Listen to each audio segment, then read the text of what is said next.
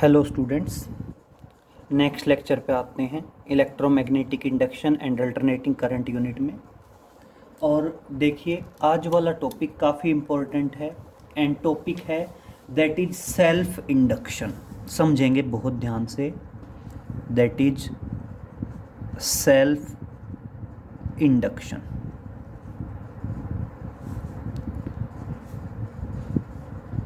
अब देखिए बेटा, सेल्फ इंडक्शन में क्या होगा। सेल्फ इंडक्शन में आप बताएंगे कि मान लीजिए कोई क्वाइल है। देखिए, सपोज करो कोई भी क्वाइल है, क्वाइल बोल दीजिए, या इसका टेक्निकल नाम है इंडक्टर, इंडक्टर बोल दीजिए। अगर किसी क्वाइल या इंडक्टर में करंट की वैल्यू चेंज होती है तो it means magnetic field change होगा।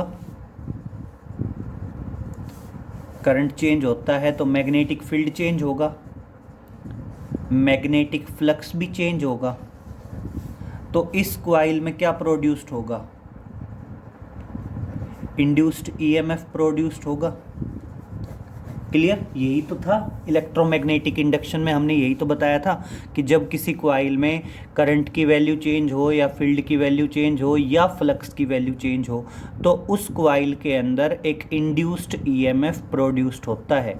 यही था ना पॉइंट।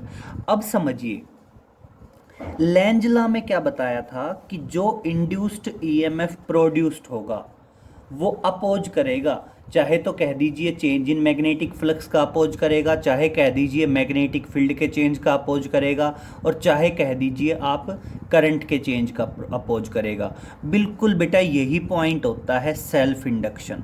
सेल्फ इंडक्शन मतलब खुद का इंडक्शन खुद, मतलब किसी भी कॉइल या इंडक्टर के अंदर जो इंड्यूस्ड ईएमएफ प्रोड्यूस्ड होता है वो अपोज करता है। किसका अपोज करता है? Change of current in the coil.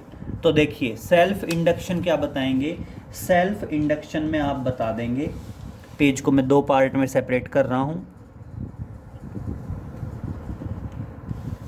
देखिए, आप सेल्फ इंडक्शन क्या बताएंगे? It is the property of the coil, it is the property of the coil due to which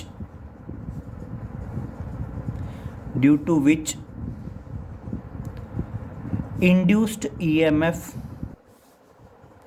produced in the coil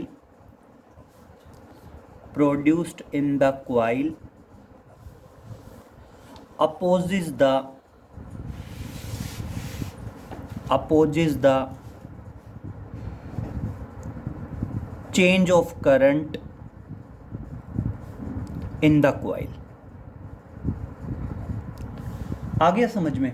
तो देखिए, सेल्फ इंडक्शन क्या बता देंगे? चाहे तो बता दीजिए प्रोसेस कह दीजिए, चाहे कह दीजिए प्रॉपर्टी, जिसके अकॉर्डिंग क्या है? Induced EMF produced in the coil oppose करता है। किसका अपोज करता है? Change of current in the coil. और खुद का इंडक्शन खुद करना, और इसी प्रोसेस को कह देते हैं that is self induction. Clear? इस पॉइंट को क्या बता दिया जाता है? सेल्फ इंडक्शन बता दिया जाता है। क्लियर? अब समझिए, आपने ये पढ़ा है कि किसी भी सिचुएशन में मैग्नेटिक फ्लक्स जो होगा वो मैग्नेटिक फ्लक्स डायरेक्टली प्रोपोर्शनल होगा किसके?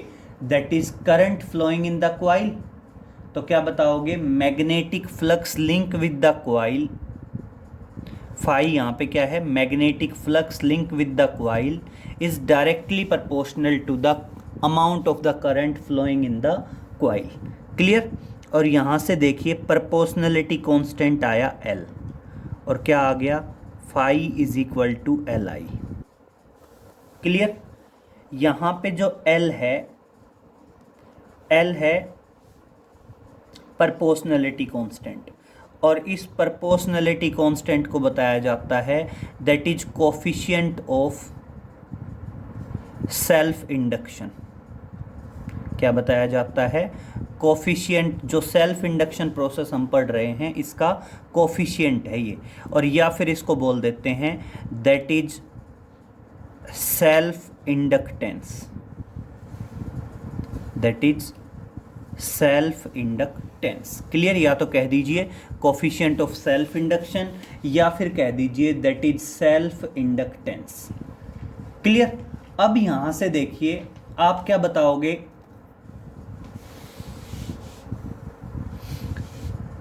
अगर सेल्फ इंडक्टेंस की मेजरिंग यूनिट की बात करें तो L किसके बराबर आएगा, फाई अपॉन आई।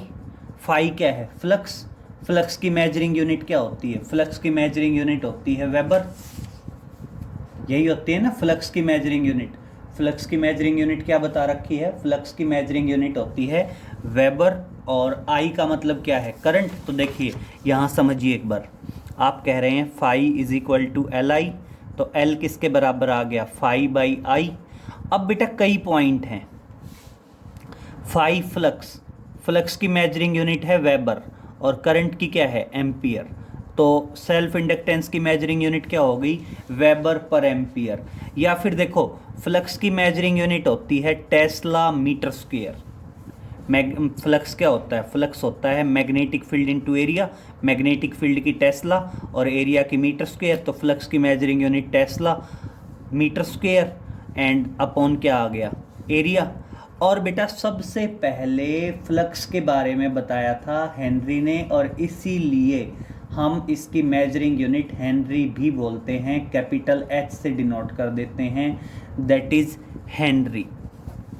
क्लियर? तो सेल्फ इंडक्टेंस की मेजरिंग यूनिट तीनों हो सकती हैं, वेबर पर एम्पियर भी हो सकती है, टेस्ला मीटर स्क्वायर पर एम्पियर भी हो सकती है, या फिर क्या हो सकती है, हेनरी भी हो सकती है। क्लियर? तो देखो हम इसकी मेजरिंग यूनिट की बात करते हैं, तो देखिए क्या बताएंगे, self inductance it's measuring unit is, या तो कह दीजिए वेबर पर एम्पियर, या तो क्या कह दीजिए, या तो बता दीजिए that is weber per ampere. Clear हुआ?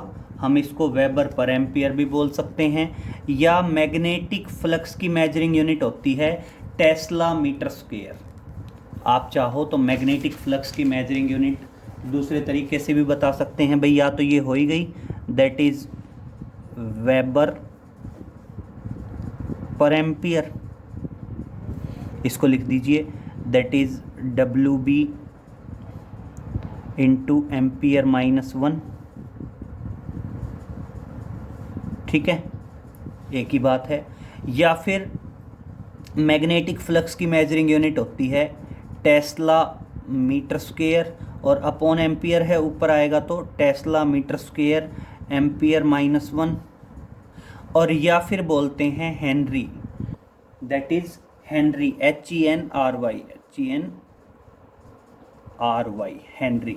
हेनरी को डिनोट करते हैं कैपिटल एच से। क्लियर? तो इस तरह से ये तीनों की तीनों मेजरिंग यूनिट हैं, किसकी मेजरिंग यूनिट है, दैट इज सेल्फ इंडक्टेंस। ध्यान रखना सेल्फ इंडक्शन की नहीं है, सेल्फ इंडक्टेंस की हैं। तो सेल्फ इंडक्शन की तो कोई मेजरिंग यूनिट होती नहीं है, ये तीनों की तीनों मेजरिंग यूनिट किसकी होती हैं, सेल्फ इंडक्टेंस की होती हैं। अब देखना आपने ये पढ़ा है, now induced EMF, induced EMF E किसके बराबर होता है, minus D phi by D T. किसके according, according to Faraday's first law, sorry Faraday's second law. तो देखो induced EMF minus D by D T, और किसकी वैल्यू रख रहा हूँ, फाई की। फाई की वैल्यू किसके बराबर आएगी, दैट इज एल आई, और बेटा एल कांस्टेंट बाहर, और क्या आ जाएगा, that is d I by D t. Clear? तो इंड्यूस्ड ईएमएफ को सेल्फ इंडक्टेंस की टर्म्स में कैसे लिख सकते हैं, E is equal to minus L d I by D T. और अब समझिए, अगर आप कह दें if di/dt is equal to 1, अगर di/dt 1 के बराबर होगा तो उस टाइम पे देन इंड्यूस्ड ईएमएफ किसके बराबर होगा, -L के बराबर होगा। और यहीं से आप डिफाइन कर सकते हैं सेल्फ इंडक्टेंस को।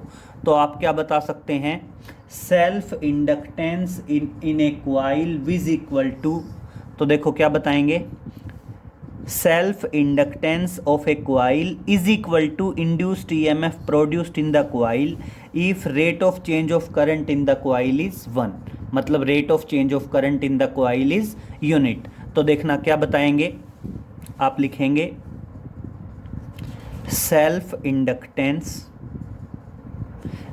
इंडक्टेंस की डेफिनेशन बता रहा हूं सॉरी, क्या बताएंगे, self inductance of a coil is equal to, किसके इक्वल टू होगा, induced EMF produced in the coil, induced EMF produced in the coil if rate of change of current in the coil is 1 या unit. Clear, मतलब अगर rate of change of current in the coil unit है तो उस time पे self inductance किसके बराबर होगा, इंड्यूस्ड ईएमएफ के बराबर होगा। क्लियर, और अब यहाँ से देखिए, अगर आप यहाँ से एल का डायमेंशनल फॉर्मूला कैलकुलेट करना चाहते हैं तो एल का डायमेंशनल फॉर्मूला भी क्या आ जाएगा, एल आ जाएगा E into D T upon D I. और ध्यान रखना self inductance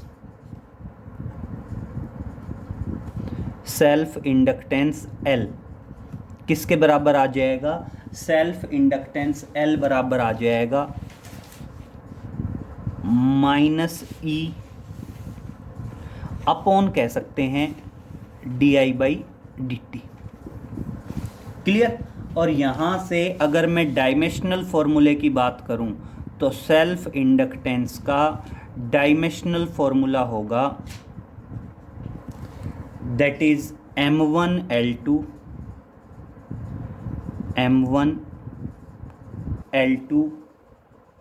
T-2 and that is A-2, that is the dimensional formula of self inductance. तो देखिए 2-3 पॉइंट हैं। सबसे पहली बात, सेल्फ इंडक्शन क्या है, सेल्फ इंडक्टेंस क्या है, सेल्फ इंडक्टेंस की मेजरिंग यूनिट्स क्या हैं, सेल्फ इंडक्टेंस का डायमेंशनल फॉर्मूला क्या है, और सेल्फ इंडक्टेंस को डिफाइन कैसे करेंगे। डिफाइन यहाँ से कर सकते हैं कि self inductance will be equal to the induced EMF when rate of change of current in the coil is unit. जब कॉइल के अंदर rate of change of current क्या हो जाए, 1 हो जाए, यूनिट हो जाए। क्लियर, अब आगे देखिए, नेक्स्ट पे आते हैं। सेल्फ इंडक्टेंस कैलकुलेट करते हैं एक करंट कैरिंग सोलेनोइड का या कॉइल का। तो देखिए नेक्स्ट आता है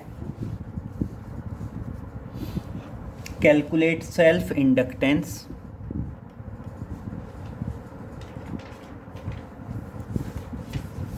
कैलकुलेट, पेज को 2 पार्ट में डिवाइड कर लेते हैं।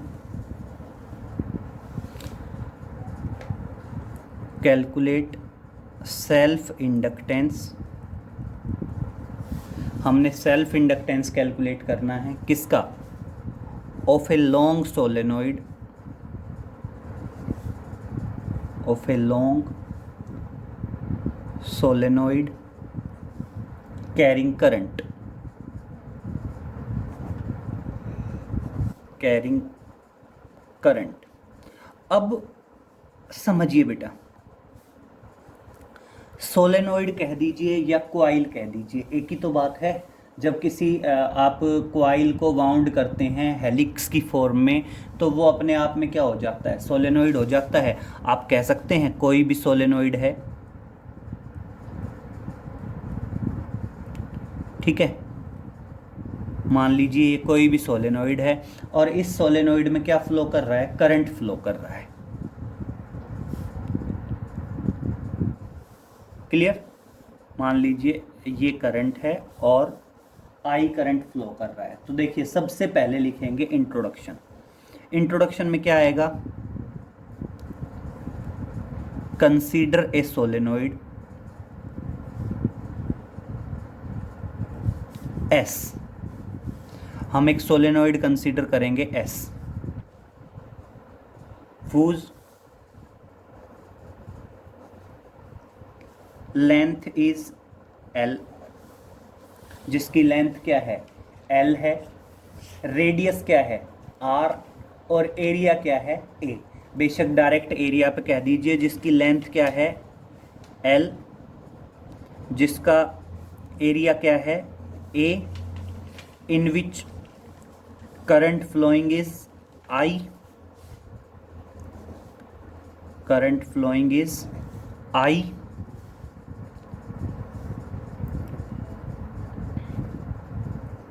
Magnetic field is B, magnetic flux is phi, and we have to calculate the self inductance capital L.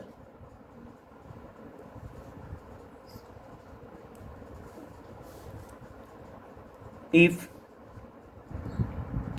number of turns is n, अगर आपके टोटल नंबर ऑफ टर्न्स क्या हैं, n। बेटा ये बेसिकली इंट्रोडक्शन पोर्शन है। Introduction portion का मतलब क्या होता है, हम डेरिवेशन में जो जो पॉइंट यूज़ करने वाले हैं, पूरे डेरिवेशन में हमारे जो जो पॉइंट यूज़ होंगे उन सभी पॉइंट्स को हमने डिनोट कर दिया कि सोलेनोइड एस है, सोलेनोइड की लेंथ एल है, सोलेनोइड का एरिया ए है, सोलेनोइड में करंट आई फ्लो कर रहा है, मैग्नेटिक फील्ड बी है, मैग्नेटिक फ्लक्स फाई है, सेल्फ इंडक्टेंस कैलकुलेट करना है एल, और टोटल नंबर ऑफ टर्न्स कितने हैं, एन। तो अब देखिए सबसे पहले शुरुआत करते हैं यहीं से। बेटा सेल्फ इंडक्टेंस निकालना है, तो सेल्फ इंडक्टेंस किसके बराबर होगा, फाई के बराबर होगा। तो देखना, नाउ वी नो दैट, हमने क्या पढ़ा है, phi is equal to L I. Equation 1 मान लीजिए कि फाई किसके बराबर है, एल आई के बराबर है। क्लियर। यहाँ पे फाई क्या है, मैग्नेटिक फ्लक्स है, पहले ही बता चुके हैं। अब दूसरे पॉइंट पे आते हैं। अब देखेंगे, दोबारा शुरू करते हैं। We also know that magnetic flux बराबर होगा NBA।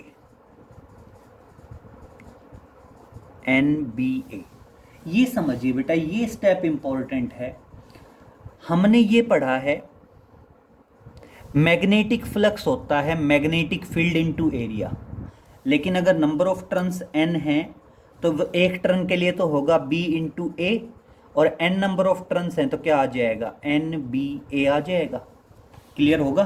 तो इस तरह से आप क्या बता सकते हैं, मैग्नेटिक फ्लक्स बराबर होगा NBA। n is number of turns, b is magnetic field and a is area. और अब समझने वाला पॉइंट यहाँ से आगे है बेटा। हमने प्रीवियस यूनिट में magnetic effect of electric current, वहाँ पे मैग्नेटिक फील्ड पढ़ा था सोलेनोइड का, और सोलेनोइड का मैग्नेटिक फील्ड क्या था, सोलेनोइड का मैग्नेटिक फील्ड था mu naught NI by L. भैया तो क्या था, स्मॉल n था, number of turns per unit length, या फिर अगर टोटल नंबर ऑफ टर्न्स हैं तो क्या था, total number of turns divided by length था, और इनटू एरिया तो आ गया। क्लियर। रेफरेंस दे देंगे, क्योंकि ये इक्वेशन 2 हो गई, क्योंकि मैग्नेटिक फील्ड ऑफ सोलेनोइड, जो मैग्नेटिक फील्ड होता है सोलेनोइड का मैग्नेटिक फील्ड होता है म्यू नॉट NI/L। क्लियर? या फिर उसको बोल देते हैं small, that is mu naught small NI, क्योंकि capital N/L total number of turns upon length, total number of turns per unit length, जिसको स्मॉल n से डिनोट किया था हमने। और अब क्या करेंगे, दोनों को कंपेयर करेंगे, comparing equation 1 and 2, that is comparing equation 1 and 2। हमने कंपेयर किया, किस किस को कंपेयर करना है, इक्वेशन 1 को और इक्वेशन 2 को कंपेयर करना है। दोनों फ्लक्स हैं तो दोनों इक्वल होंगे, और क्या बताओगे, Li is equal to mu naught n into N, N square I A by L, I से आई कैंसिल, और इस तरह से सेल्फ इंडक्टेंस किसके बराबर आ जाएगा, mu naught n square A by L. और ये क्या आ गया, सेल्फ इंडक्टेंस आ गया किसका, of a long solenoid carrying current. Clear? जब एक सोलेनोइड हो और उसके अंदर क्या फ्लो कर रहा हो बेटा, करंट फ्लो कर रहा हो। और ये कंडीशन कब है बेटा, जब सोलेनोइड के बीच में कोई मटेरियल मीडियम नहीं है, कोई मटेरियल मीडियम नहीं है, तो उस टाइम पे म्यू नॉट आ गया, that is magnetic permeability of free space. और अब यहाँ पे लिखेंगे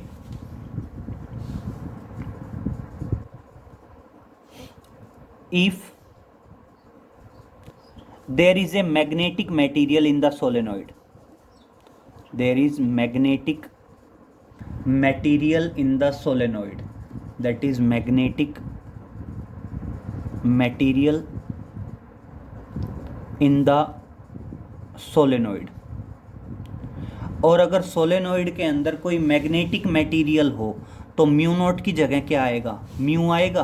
तो देखना आप क्या लिख सकते हैं, therefore L is equal to mu n square A by L. Mu naught की जगह क्या आ जाएगा, म्यू आ जाएगा, और म्यू क्या होगा, मैग्नेटिक परमिएबिलिटी ऑफ मीडियम।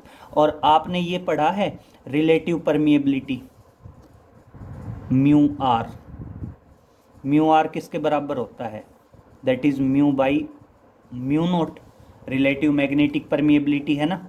तो यहाँ से म्यू किसके बराबर आ जाएगा, म्यू आर म्यू नॉट के बराबर आ जाएगा।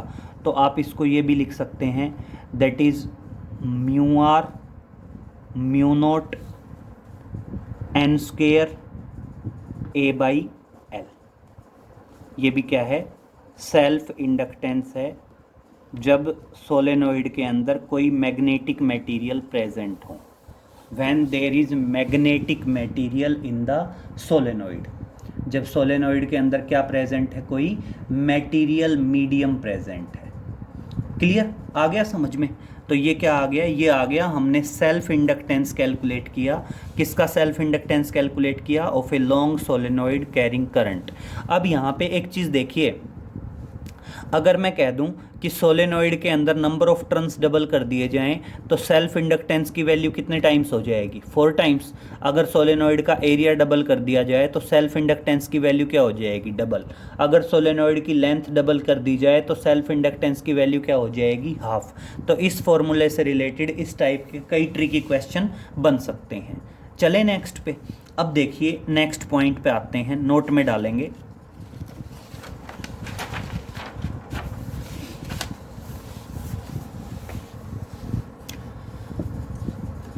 नेक्स्ट आता है that is grouping of coils. Topic है, नोट में डाल लेंगे, that is grouping of coils. अब ग्रुपिंग ऑफ क्वाइल्स में क्या है, मैं 2 ग्रुपिंग की बात कर रहा हूं। एक तो है सीरीज ग्रुपिंग, एक तो क्या है आपकी, मान लीजिए सीरीज ग्रुपिंग है।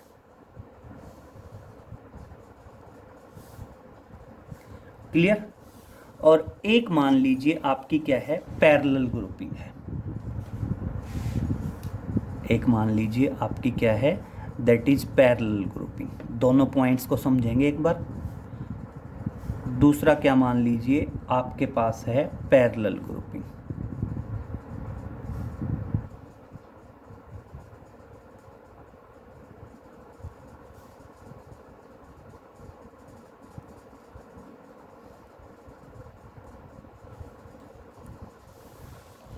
क्लियर।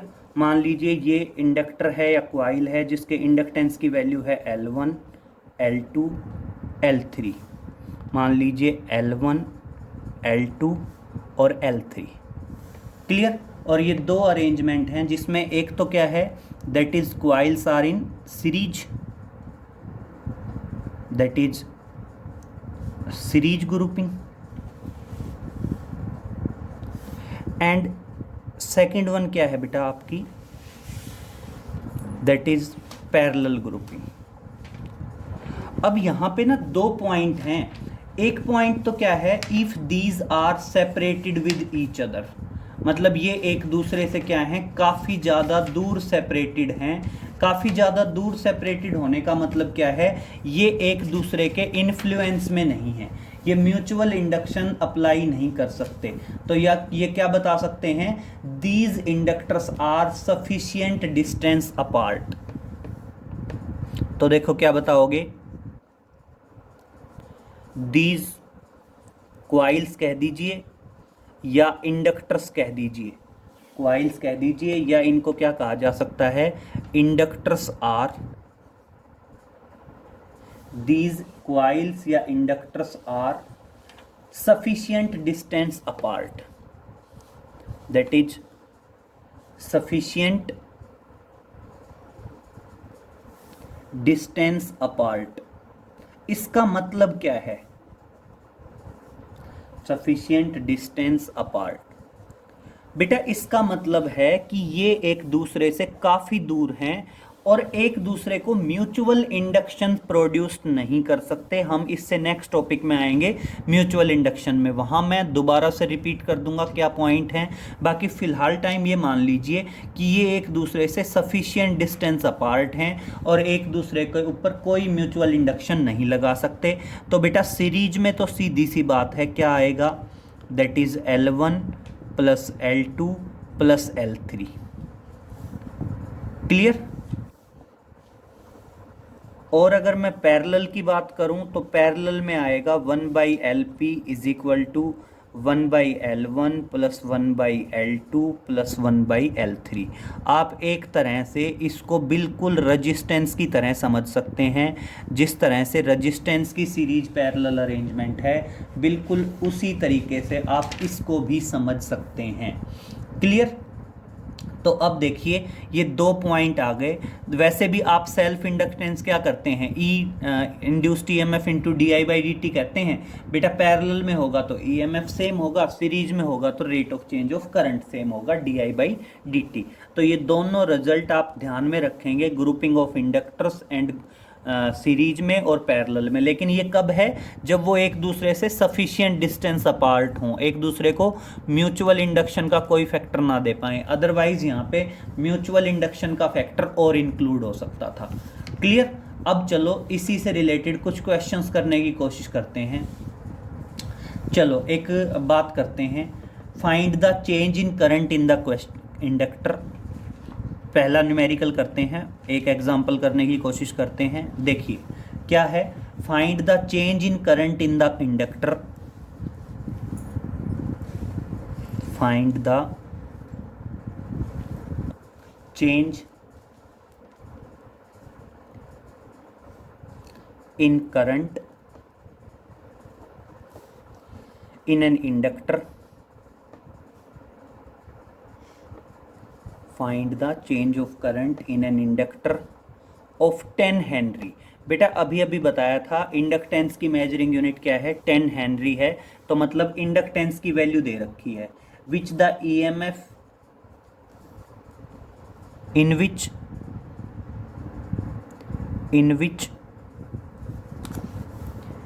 ये हेनरी अलग है, 10 Henry in which the induced EMF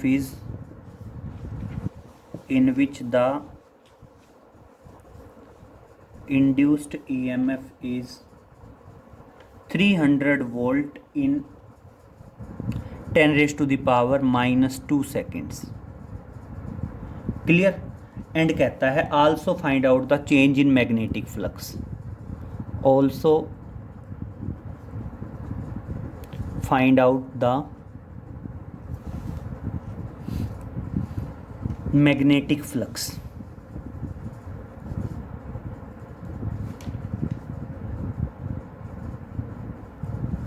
also find out the magnetic flux. और क्या बताइए?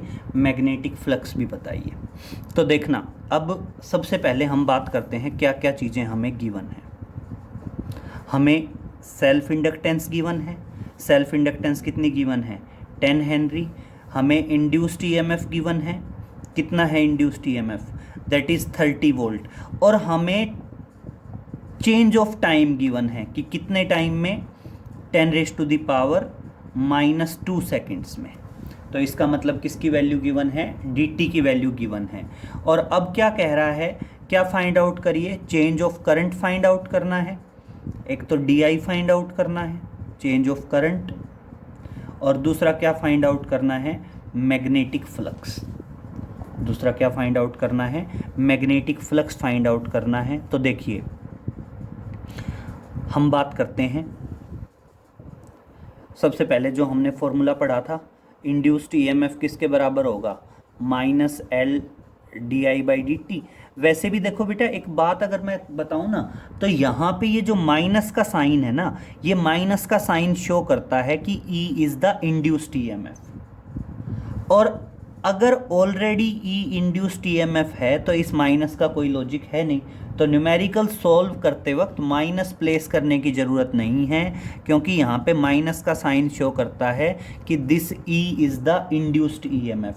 और अगर हमें ऑलरेडी इंड्यूस्ड ईएमएफ लिख के दे रखा है तो इस माइनस का कोई लॉजिक नहीं है. तो हम वैल्यूज़ प्लेस करते चले जाएंगे. तो देखना क्या आएगा? 30 = L. L की वैल्यू 10. फिर di मैंने निकालना है. और dt की वैल्यू दी है बेटा 10 raise to the power -2 second. तो इस तरह से di किसके बराबर आ जाएगा? di आ जाएगा 30 × 10 raise to the power -2 upon 10. And that is equal to, एक 10 से एक 10 कैंसिल, and that is equal to आ जाएगा 0.10 से 10 कैंसिल. और 10 रेज़ टू द पावर -2 है ना, 10 रेज़ टू द पावर -2 है तो कितना आ जाएगा? दैट इज़ 0.03 एम्पियर आएगा. 0.03 एम्पियर. क्लियर? ये किसकी वैल्यू हो गई? di की वैल्यू हो गई. That is change of current. और अब समझिए, आप मैग्नेटिक फ्लक्स निकालना चाहते हैं. मैग्नेटिक फ्लक्स फाई कह दीजिए या डी फाई कह दीजिए. दूसरा फॉर्मूला कौन सा लगा देंगे? Induced EMF is equal to -d∅/dt. Same वही बात, यहाँ पे माइनस का साइन क्या शो कर रहा है कि ये इंड्यूस्ड ईएमएफ है. तो यहाँ से फाई किसके बराबर आ जाएगा? फाई बराबर आ जाएगा ई डी टी के बराबर. तो ई कितना है? 30. और डी टी कितना है? That is 10 raise to the power -2. और कितना आएगा? That is 0.3 weber. Magnetic flux है तो मेजरिंग यूनिट क्या आ जाएगी? वेबर आ जाएगी. क्लियर? तो इस तरह से आप कोई भी क्वेश्चन कैरीड आउट कर सकते हैं. चलें नेक्स्ट पे. अब देखिए, एक न्यूमेरिकल और कैरीड आउट करने की कोशिश करते हैं.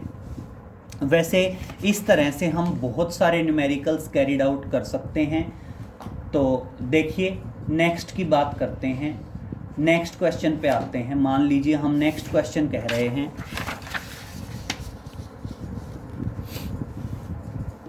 अब देखिए नेक्स्ट न्यूमेरिकल की बात करते हैं. नेक्स्ट न्यूमेरिकल है the self inductance of a coil having 200 turns. पूरा क्वेश्चन लिखेंगे पहले. The self inductance of a coil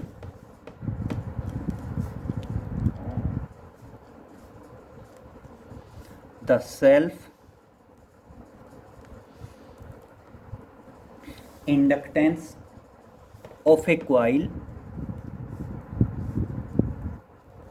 क्या बता रहे हैं, सेल्फ इंडक्टेंस है, किसका सेल्फ इंडक्टेंस है, किसी भी क्वाइल का, having 200 turns, having 200 turns is 10 millihenry, that is 10 millihenry। अब कहता है compute the total flux, compute कर दीजिए या कैलकुलेट कर दीजिए, calculate total flux linked with the coil, total flux linked with the coil. क्या कैलकुलेट करना है, टोटल फ्लक्स कैलकुलेट करना है, that is linked with the coil. And कहता है also determine the magnetic flux and also determine the and also determine the magnetic flux, also determine the magnetic flux,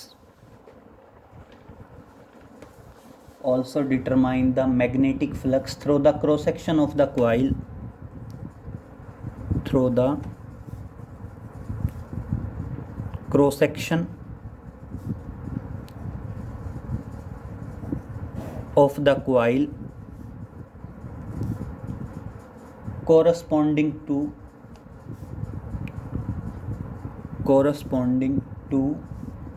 current of 4 milliampere। अब समझिए दो तीन चीजें हैं, क्वाइल के अंदर नंबर ऑफ टर्न्स दिए हैं और क्वाइल के सेल्फ इंडक्टेंस की वैल्यू दी है। तो सबसे पहले जो चीज़ें गिवन हैं वो ले लेते हैं, सॉल्यूशन है, सॉल्यूशन में कभी भी सबसे पहले जो डाटा गिवन है वो लिखते हैं। हमें गिवन क्या है, सेल्फ इंडक्टेंस की वैल्यू गिवन है 10 मिली हेनरी, मिली हेनरी है तो मिली को कन्वर्ट करेंगे तो कितना आएगा, 10 raise to the power -3 and that is equal to 10 raise to the power -2 henry. किसकी वैल्यू हो गई है, सेल्फ इंडक्टेंस की वैल्यू हो गई। अब इसके बाद नेक्स्ट पॉइंट पे सुनिए, नेक्स्ट पॉइंट वो कहता है क्या दिया हुआ है, total number of turns provided हैं, और टोटल नंबर ऑफ टर्न्स कितने प्रोवाइडेड हैं, that is 200। Total number of turns कितने प्रोवाइडेड हैं, 200 टर्न्स प्रोवाइडेड हैं। अब उसके बाद आगे सुनिए, नेक्स्ट वो कहता है कैलकुलेट क्या करना है, कैलकुलेट करना है, और एक आई की वैल्यू गिवन है ना हमें, आई कितना गिवन है, that is 4 milli ampere, milli को कन्वर्ट करेंगे तो 4 into 10 raise to the power -3 ampere. अब दो चीज़ें हैं, एक तो total magnetic flux of the coil, तो सबसे पहले बात करते हैं total magnetic flux of the coil. बेटा क्वाइल का टोटल मैग्नेटिक फ्लक्स किसके बराबर आ जाएगा, क्वाइल का टोटल मैग्नेटिक फ्लक्स आ जाएगा NLI। अब ये पॉइंट समझिए क्या है, हमने पढ़ा था कि मैग्नेटिक फ्लक्स किसके बराबर होता है, LI के बराबर होता है, लेकिन ये LI के बराबर कब होता है, जब इट हैविंग ओनली 1 टर्न, जब इसके पास सिर्फ क्या है, एक टर्न है। लेकिन यहाँ पे तो n नंबर ऑफ टर्न्स हैं, तो क्या आ जाएगा, NLI आ जाएगा। अब देखना n की वैल्यू 200, L की value 10 raise to the power -2 और I की वैल्यू हो गई 4 into 10 raise to the power -3।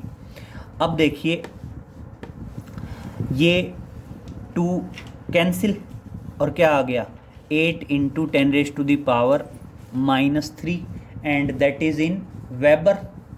ये किस में आएगा, वेबर में आएगा, मैग्नेटिक फ्लक्स है। तो ये तो क्या आया, first total flux linked with the coil. और अब कहता है magnetic flux through the cross section of the coil, तो दूसरा है that is magnetic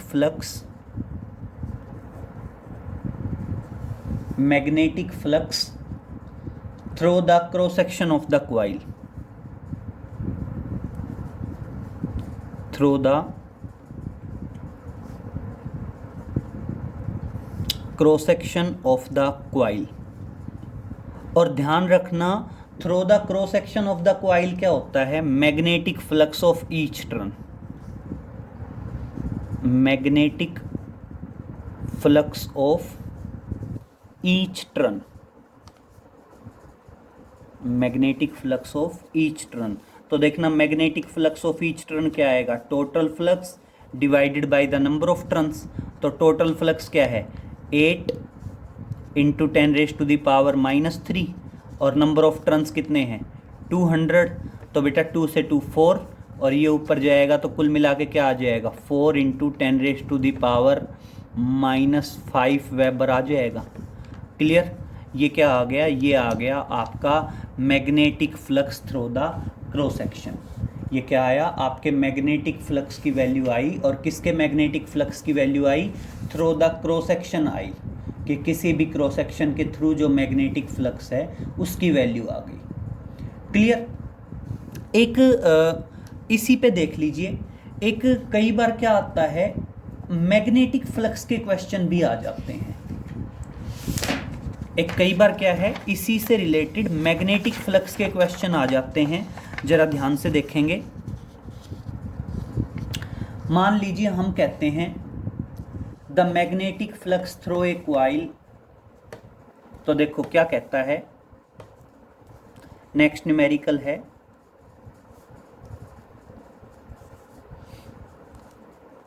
the magnetic flux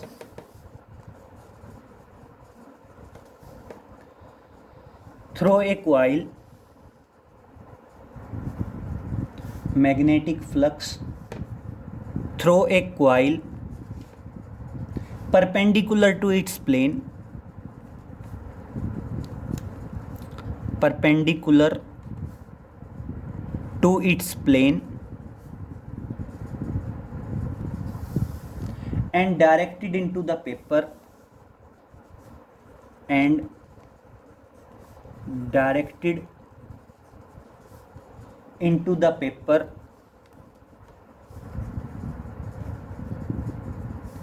is varying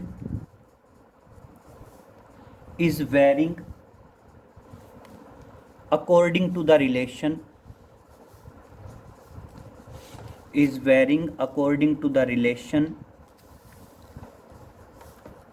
phi is equal to 5t square plus 10t plus 5, and that is in milliweber, that is in milliweber। और अब कहता है calculate the induced EMF, calculate the induced EMF in the loop at t is equal to 5 second. वैसे तो देखिए आसान question है बिल्कुल, जिसमें इसमें जस्ट हमें डिफरेंशिएशन आनी चाहिए। अगर हमें डिफरेंशिएशन आती है तो ये क्वेश्चन हम सिंपल वे में कैरिड आउट कर सकते हैं। देखिए कैसे, आप ये कहते हैं सॉल्यूशन की बात करेंगे। सॉल्यूशन में सबसे पहले हमने निकालना क्या है, इंड्यूस्ड ईएमएफ निकालना है।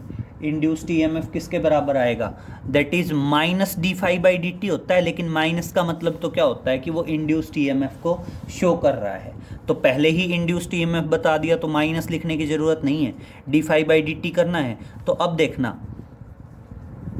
फाई दे रखा है 5t² plus 10t plus 5। Clear. तो अब देखना क्या करेंगे, differentiating both sides with respect to t, दोनों तरफ डिफरेंशिएशन करेंगे और किसके रेस्पेक्ट में डिफरेंशिएशन करेंगे, टी के रेस्पेक्ट में डिफरेंशिएशन करेंगे। अब टी के रेस्पेक्ट में डिफरेंशिएशन करेंगे तो देखना यहाँ पे क्या आएगा, D five by D T. और इधर देखो बेटा 5 constant T raise to the power 2, आपने ये पढ़ा है एक फॉर्मूला ध्यान रखना, डी बाई डी एक्स या D by D T X raise to the power N किसके बराबर होता है, पावर आगे और पावर -1 हो जाता है। तो यहाँ पे समझना पावर आगे पावर -1 तो 2 आगे और T raise to the power 2 -1 1 हो जाएगा, 2 आगे आएगा तो कुल मिला के कितना बचेगा 10t plus 10 as it is, और t का डिफरेंशिएशन क्या आ जाएगा 1, और 5 कांस्टेंट है, 5 का डिफरेंशिएशन क्या आना है बेटा 0 हो जाना है। तो अब देखना if t is equal to 5 seconds तो D five by D T किसके बराबर आ जाएगा, D five by D T आ जाएगा 10 इंटू टी की जगह 5 प्लस 10 और कितना आ गया दैट इज 60। आ गया समझ में। और बेटा एक पॉइंट समझिए, फाई क्या था, मिली वेबर था, तो ये किसकी वैल्यू आई, इंड्यूस्ड ईएमएफ की। इंड्यूस्ड ईएमएफ की आई तो ये ऑटोमेटिक क्या आएगा, मिली वोल्ट आएगा।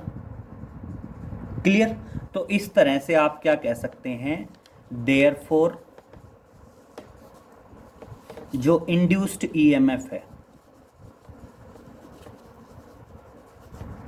वो इंड्यूस्ड ईएमएफ किसके बराबर हो सकता है, इंड्यूस्ड ईएमएफ बराबर होगा 60 मिली वोल्ट, या इसको कह सकते हैं 0.06 वोल्ट।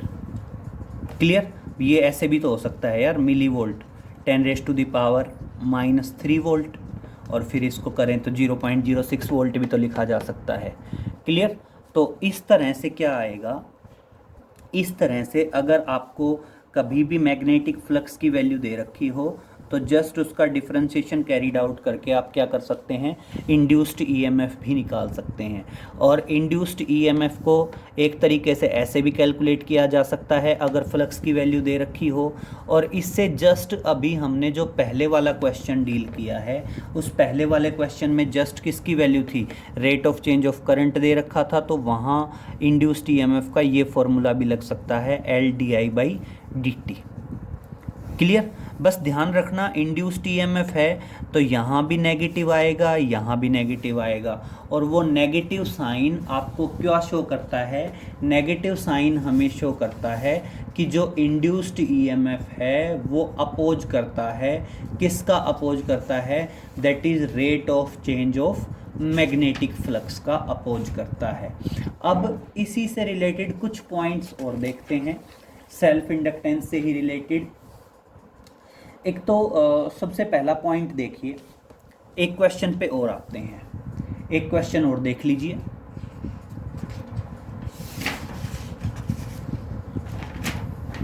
देखिए आसान क्वेश्चन है,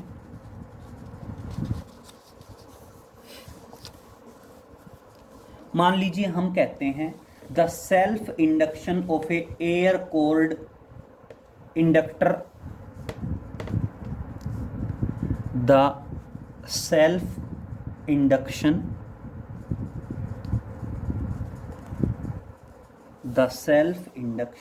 of an air core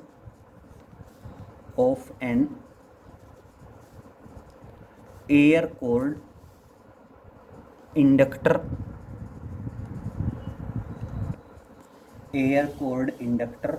increases from 0.01 millihenry to 10 millihenry on introducing an iron core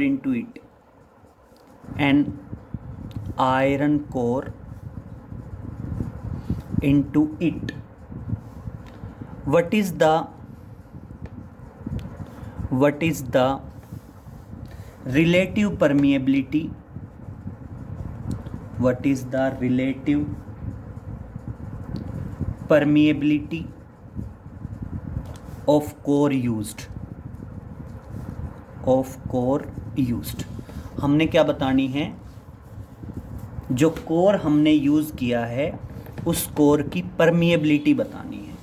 अब बहुत ध्यान से सुनेंगे, सॉल्यूशन तो छोटा सा है लेकिन मैं पैटर्न बता रहा हूं, समझेंगे। कोई इंडक्टर है एयर कोर्ड, तो देखिए ये क्या है, एयर कोर्ड इंडक्टर है, that is air cored inductor. और बेटा एयर कोर्ड इंडक्टर की इंडक्टेंस होती है mu naught N square A by L, N square A by L. यहाँ पे म्यू नॉट क्या है, म्यू नॉट है permeability of free space, N क्या है number of turns in the inductor, A क्या है area of the inductor, and L क्या है लेंथ ऑफ द इंडक्टर। यहाँ पे एल क्या आ गया, एल आ गया आपका length of the inductor. Clear. अब दूसरे पॉइंट पे आते हैं। ये कोई इंडक्टर है, लेकिन समझिए इस इंडक्टर में कोई मटेरियल मीडियम इंसर्ट करा रखा है। इस के कोर के अंदर एक क्या है, मटेरियल मीडियम इंसर्ट करा रखा है। तो आप समझ लीजिए मटेरियल